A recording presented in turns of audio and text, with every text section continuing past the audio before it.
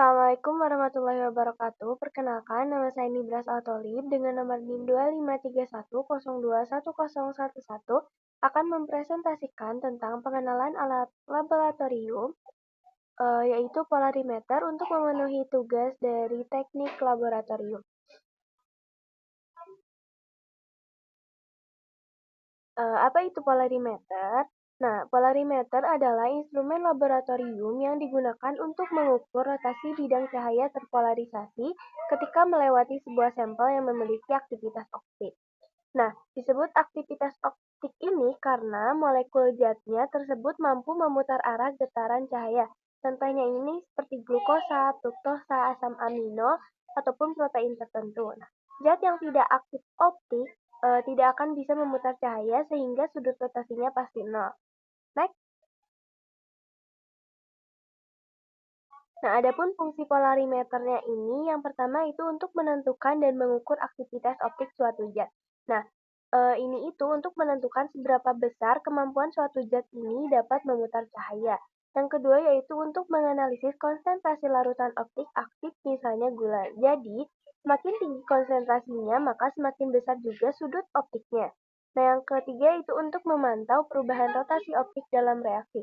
Misalnya reaksi enzim yang mengubah substrat optik aktif. Yang keempat yaitu untuk membedakan jenis isomer optik. Nah, membedakan ini yaitu enantiomer. Isomer ini bisa memiliki struktur yang sama, tetapi arah putarnya berbeda, yaitu bisa ke kanan ataupun ke kiri. Adapun penggunaan polarimeter dalam praktikum dan penelitian biologi ini biasanya digunakan untuk analisis biomolekul yang aktif optik, studi struktur molekul dan isomer, menentukan perubahan konsentrasi zat dalam reaksi enzimatik, dan juga penelitian kontrol kualitas bahan biologis. Nah, ini tuh jadi polarimeter ini membantu menghubungkan struktur molekul dengan fungsi biologisnya. Next. Nah, jadi prinsip kerja polarimeter ini yaitu sebagai sebuah sumber cahaya monokromatik memancarkan cahaya biasa. Nah, cahaya tersebut dilewatkan melalui polarisator untuk menjadi cahaya terpolarisasi linier. Cahaya terpolarisasi masuk ke tabung sampel yang berisi larutan aktif optik. Zat aktif optik ini akan memutar bidang polarisasi cahaya sebesar sudut tertentu, lalu analizernya diputar hingga intensitas cahaya minimum atau gelap tercapai dan sudut rotasinya bisa dibaca. Next. Nah, adapun jenis-jenis polarimeter ini ada 5. Yang pertama itu Laurent Half-Shade polarimeter, yang kedua itu Backward polarimeter, yang ketiga itu manual polarimeter, yang keempat ini semi automatic polarimeter, dan yang terakhir ini fully automatic polarimeter. Next. Nah, adapun bagian-bagian dari polarimeter ini, yang pertama itu ada sumber cahaya atau filamen natrium. Nah, si lampu ini berfungsi sebagai penghasil cahaya monokromatik. Nah, lampu natrium ini sering digunakan karena menghasilkan cahaya dengan panjang gelombang tetap sehingga hasil pengukurannya lebih akurat. Next. Selanjutnya yaitu ada prisma Nicol polarizer. Nah, prisma Nicol ini berfungsi untuk mengubah cahaya biasa menjadi cahaya terpolarisasi linier. Cahaya terpolarisasi ini diperlukan agar efek rotasi oleh zat aktif optik dapat diamati. Next. Nah, yang ketiga itu ada tabung sampel. Nah, tabung sampel ini merupakan wadah larutan sampel yang akan diuji. Nah, di dalam tabung ini, cahaya terpolarisasi mengalami rotasi sudut akibat sifat optik zat. Jadi, pas si tabungnya itu dikeluarin, nah, di tabung itu tuh buat penyimpanan sampel yang mau dimasukin. Next.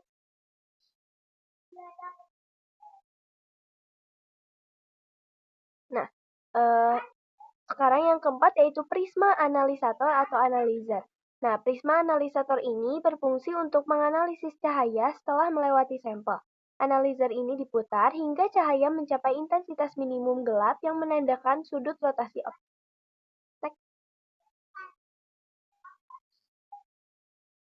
Yang terakhir ini ada skala lingkar. Yang kelima ini ada skala lingkar. Nah, skala lingkar ini digunakan untuk membaca besar sudut rotasi optik yang dihasilkan oleh sampel. Nah, nilai ini dinyatakan dalam derajat. Next.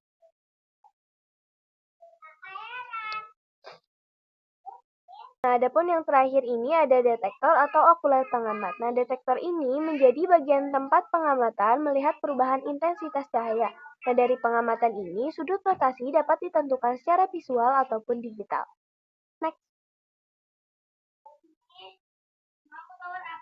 Nah, adapun cara menggunakan polarimeter ini bagaimana? Nah, langkah dasar penggunaannya itu yang pertama, tempatkan alat di permukaan rata, lalu nyalakan lampu natrium, masukkan tabung kosong dulu untuk kalibrasi. Nah, setelah itu si tabungnya boleh dikeluarin lagi, lalu masukkan sampel larutan ke dalam tabung, amati melalui detektor, putar skala sampai gelap atau optimal, dan baca dan catat sudut rotasi. Next. Nah, adapun cara merawatnya yaitu gunakan stabilizer arus listrik yang stabil. Simpan di meja bersih dan kering, jaga suhu ruang laboratorium, dan rutin dibersihkan tabung sampel dengan alkohol. Hindari goresan pada prisma analisator. Next. Nah, adapun kelebihan dan kekurangan dari polarimeter ini yaitu yang pertama hasilnya cepat, presisi, dan tidak merubah sampel. Nah, adapun kekurangannya itu yang pertama membutuhkan volume sampel yang cukup dan juga sensitif terhadap getaran dan hamburan cahaya. Nah, polarimeter juga tidak bisa menguji semua sampel, hanya beberapa sampel yang bisa terpolarisasi cahaya. Next. Nah, adapun tutorial untuk menggunakannya secara lengkap bisa diakses dari link tersebut. Next. Ini daftar pustaka yang saya ambil. Next. Nah, jadi polarimeter merupakan alat penting untuk menganalisis sifat optik zat, terutama biomolekul. Nah, melalui prinsip cahaya terpolarisasi, alat ini membantu memahami struktur dan konsentrasi zat secara tidak langsung. Mungkin sekian yang dapat saya sampaikan. Mohon maaf bila ada kesalahan. Billahi fisabilil haq, wassalamualaikum warahmatullahi wabarakatuh.